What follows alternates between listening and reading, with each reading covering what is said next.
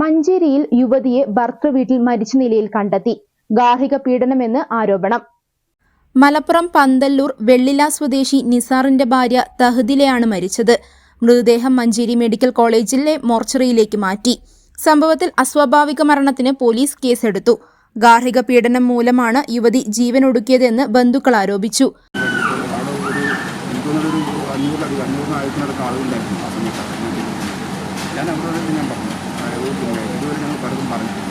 പറയാൻ പറ്റുന്നൊരു കാര്യമില്ല. പക്ഷേ ഞാൻ ചോദിച്ചത്, ഒരു അച്ഛൻ മകളെ ചെയ്യുന്ന വിദ്യയില്ല. മകൻ കെട്ടിക്കൊണ്ടുവന്ന മകൾ എന്ന് പറഞ്ഞാൽ ഒരു പെണ്ണ് പറഞ്ഞാൽ മകളാണ്. ആ മകളെ ഈ തരത്തിൽ ചെയ്യുന്ന ഒരു വിഷയമാണ് ഞാൻ പുറത്തുപോയത്. അങ്ങനെ പുറത്തു പറയാത്ത എത്ര കേസുകളൊന്നും നാട്ടിലുണ്ടാവും, എത്ര കേസുണ്ടാവും. അതൊരു കേസാണ്.